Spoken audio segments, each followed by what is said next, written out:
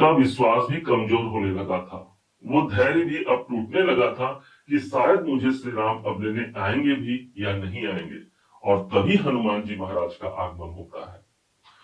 हनुमान जी को देख करके भी मां सीता को विश्वास नहीं होता। उन्हें लगता है कि शायद रावण ही कोई दैत्य को भेजा होगा, जो रूप बदल करके स्वांग करके मेरे सामने आया है मुझे मनाने के लिए। परंतु जब हनुमान जी ने कहा कि राम दूत मैं मातु जानकी, सत्य शपथ करुणा निधान की, तब माता को विश्वास होता है। हनुमान जी जाकर के श्री राम से कहते हैं और दल बल सहित वानर सेना को लेकर के हनुमान जी आते हैं श्री राम के संग में, और ईंट से ईंट बजा जाते हैं, और वही श्री राम जी मां सीता को ससम्मान लेकर वापस चले जाते हैं। ठीक ऐसा ही हमारे जीवन में होता है। जिस पर हम सोचते हैं कि सब कुछ अब खत्म हो गया, और उसी समय पर असली खेल आरंभ होता है। और यही एक ऐसा समय है जहां सितंबर के महीने में कुछ ऐसे मोहरे हमको प्राप्त होने वाले हैं, जिन मोहरे के माध्यम से हम इस सितंबर के महीने को एक सर्वश्रेष्ठ महीने के रूप में देख सकते हैं। न सिर्फ सितंबर का महीना, बल्कि आने वाला दिन एक बेहतरीन दिन को लेकर के आ रहा है। इसका प्रमाण एकमात्र इस चार्ट से आपको मिल जाएगा। प्रारंभ करते हैं। सबसे पहले जो 7 मोहरे हमने बताए हैं, इसमें 4 मोहरे आपको दिखेंगे, सूर्य, बुध, मंगल और शुक्राचार्य जी। वहीं पर 3 मोहरे आपको इस चार्ट में दिखेंगे। सबसे पहले प्रारंभ करते हैं। ठीक सूर्य ग्रहण का एक योग चल रहा है मकर राशि के जीवन में अष्टम भाव पर। सूर्य ही अष्टम भाव पर होने को तो वो अपने स्वयं की राशि पर है, उनको तो अपना साम्राज्य मिला है, वो खुशियां उनके अंदर होनी चाहिए थी। परंतु कहा जाता है कि वो खुशियां भी किस काम की, जिसको ग्रहण लगा हो। और शायद ऐसी ही परिस्थिति जातक या जातिका को अपने जीवन पर देखने को मिलता है। अष्टम भाव पर सूर्य केतु का सूर्य ग्रहण योग। एक अच्छी खबर यह है कि जैसे ही 16 सितंबर का डेट आता है, ये सूर्य केतु के चंगुल से बाहर निकल जाते हैं और प्रवेश कर जाते हैं हमारे भाग्य के घर पर। सूर्य उपस्थित हो जाते हैं। ऑलरेडी मंगल जो बैठे हैं वो छोड़ चुके होंगे। अब ठीक 16 तारीख को बुध भी चले गए, और यहां पर एक राजयोग कायम हो गया, जिस राजयोग को हम कहेंगे बुध आदित्य नाम का राजयोग। अब ये मिला कहां, तो मकर राशि के भाग्य स्थान पर यह राजयोग बन रहा है। अर्थात भाग्य उन्नति के लिए एक सर्वश्रेष्ठ समय इसे घोषित किया जाएगा। कोई कार्य पर बारंबार रुकावट आ रहा है, बाधा आ रहा है, तो हाँ, हम खुल करके काम करते हैं और भाग्य भी हमारा सपोर्ट करता है। तीसरा जो प्रभाव होगा, सूर्य बुध को आपने समझा, तीसरे मोहरे के रूप में हमको प्राप्त हो रहे हैं मंगल। मंगल स्वयं भाग्य के घर पर तो है, परंतु मंगल अपने सबसे प्रबल शत्रु बुध की राशि पर उपस्थित है, कन्या राशि पर है, जो कि आपके नवम भाव पर है। ठीक एक डेट आता है 13 सितंबर को, और ये मंगल भी अपने सेनापति की जो भावना है उसको लेकर के ये छोड़ जाते हैं नवम भाव को, और प्रवेश कर जाएंगे सीधे दसम भाव पर। ये जो दसम भाव है ना, यही हमारे कर्म क्षेत्र का है। मंगल यहाँ उपस्थित होकर के, अर्थात अपने कर्म क्षेत्र पर जो विवाद है, जो परेशानी है, उससे हम लड़ते हैं, और वहां एक सफलता का दायरा बढ़ने लगता है। मंगल अभी भी कोई अच्छे पोजीशन पर नहीं है, बता दें आपको। पोजीशन तो अच्छा है, लेकिन जिस राशि पर है ये भी इनके सम राशि है, लेकिन कम से कम अपने शत्रु की राशि से तो बाहर निकल गए ना। तो एक वातावरण, हमको एक अनुकूल वातावरण मिलता है, जहां पर हम कुछ कर पाते हैं, खुल करके वो सांस ले पाते हैं और अपने कैरियर पर आगे बढ़ पाते हैं। मंगल के पास जो आधिपत्य है ये है चतुर्थेश, और इस समय पर ठीक ये चतुर्थ भाव पर ही अपनी दृष्टि को प्रदान कर रहे होंगे। इसलिए मंगल को प्रॉपर्टी कहा गया है। भूमि संबंधी कार्यों में, जमीन जायदाद संबंधी कार्यों को इस समय पर हम पूरा करते हैं। कोई प्रॉपर्टी का डील यहाँ पर फाइनल हो सकता है यदि आप इस पर विचार कर रहे हैं तो। मंगल के पास जो आधिपत्य है वो आपके इनकम के स्वामी है, और इनकम के स्वामी दसम भाव पर। इसका तात्पर्य क्या हो गया कि मैं जो कर्म कर रहा हूं, मैंने जो काम किया, वो मेरे इनकम के रूप में, मेरे लाभ के रूप में परिणित होकर मुझे प्राप्त होगा। अगले चौथे ग्रह के रूप में प्राप्त होते हैं शुक्राचार्य जी। शुक्र की स्थिति बनी हुई है ठीक सप्तम भाव पर।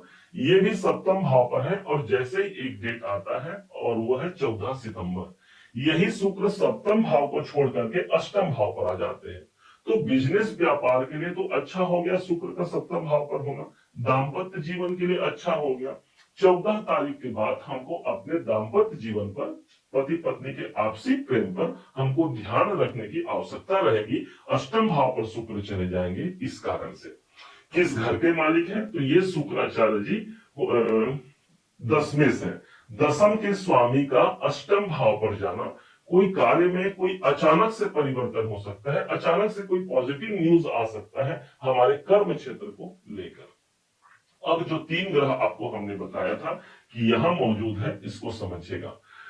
मकर राशि के सबसे निकटतम जो ग्रह इस समय पर चल रहे हैं वो है राहुदेव। धन के घर पर मकर राशि के राहुदेव हैं। 2 सितंबर को ही, इसी सितंबर महीने में ये राहुदेव मृत अवस्था से बाहर निकल जाते हैं।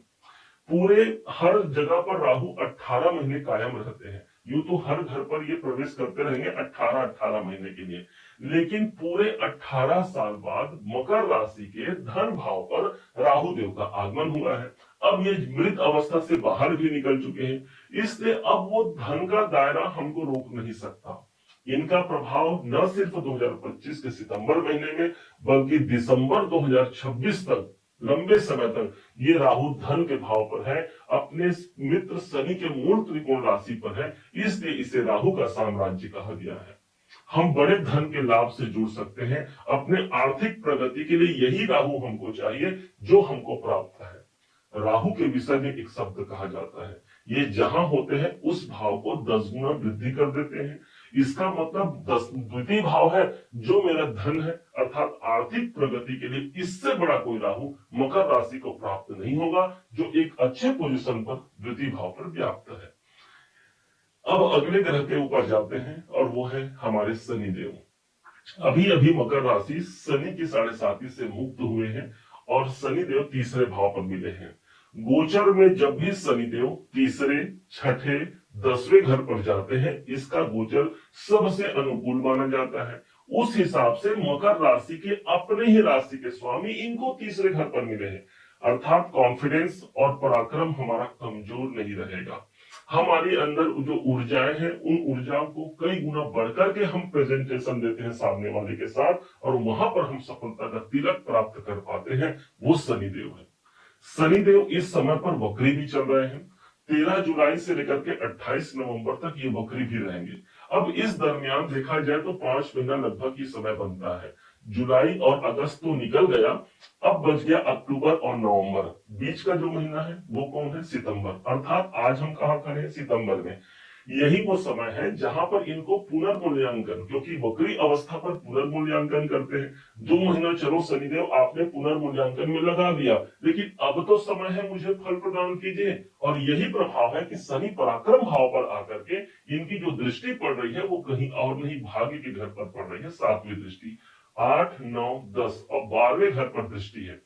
तो कोई स्थान परिवर्तन चाहते हैं, कोई कैरियर में बड़ी ऊंचाई को प्राप्त करना चाहते हैं, तो यही शनिदेव सबसे शुभ प्रभाव पर है मकर राशि के लिए। हाँ, शनिदेव के पास विलंब होता है, धैर्य मांगते हैं शनिदेव। यदि आप अपने कर्मों में लगे हैं, धैर्यता को विद्यमान रखे हुए हैं, तो निश्चय मानिए विजय तिलक तक ये शनिदेव पहुंचा ही जाएंगे। अगले ग्रह के रूप में हम जानते हैं जो 7वें मोहरे हमारे होंगे, और वो है देवगुरु बृहस्पति, एक नैसर्गिक शुभ ग्रह। और इस समय पर ठीक मकर राशि के 6ठे भाव पर देवगुरु बृहस्पति विद्यमान है। 6ठा भाव वो स्थान है जहां पर हम रोग, ऋण और शत्रु को देखते हैं। गुरु के विषय में एक बात कहा जाता है कि जहां पर ये होते हैं उस घर की हानि करते हैं, और जहां देखते हैं उस घर की वृद्धि करते हैं। तो उस हिसाब से यदि रोग, ऋण और शत्रु के घर पर गुरुदेव है, तो इसको तो हम शुभ ही मानेंगे ना। मतलब जो हमारा रोग है वो चला गया, जो शत्रु है वो चला गया, जो ऋण है वो चला गया, या उससे निकलने का मार्ग दे दिए देव गुरु बृहस्पति। अब जो पॉजिटिव इनका प्रभाव है वो मिलेगा कैरियर के घर पर। इनकी 5वीं दृष्टि पड़ रही है, इसलिए वो स्थान पवित्र हो गया, कर्म क्षेत्र पवित्र हो गया। गुरु की दृष्टि धन के भाव पर है, इसलिए हमारा धन पवित्र हो गया। हम कुछ पैसे सेव कर पाते हैं, कुछ जमा कर पाते हैं अपने भविष्य को सुनियोजित ढंग से आगे बढ़ाने के लिए। ये देव गुरु बृहस्पति का अभी पुनर्वसु नक्षत्र पर भी प्रवेश कर चुके हैं, इसलिए इनके अंदर बल बढ़ गया है। और यही कैरियर और धन की प्राप्ति के लिए, विशेष उपलब्धि के लिए एक सबसे सुंदर ग्रह कहा जाएगा इस देवगुरु बृहस्पति को। उम्मीद है आप सबने इसे समझा है, आप सबने इसे जाना है। यदि आपने इसे समझा है, जाना है और मेरे समझाने का प्रयास यदि आपको सार्थक लगा हो, मेरे समझाने का तरीका यदि आपको सार्थक लगा हो, तो हर बार की भांति इस बार भी अपना प्यार भरा लाइक और कमेंट करना कभी मत भूलिएगा। और हाँ, यदि अभी तक आपने चैनल को सब्सक्राइब नहीं किया है, सब्सक्राइब जरूर कीजिएगा। पुनः एक बार फिर आप सभी का दिवस बहुत मंगलमय हो, इन्हीं शुभकामनाओं के साथ। जय श्री राम।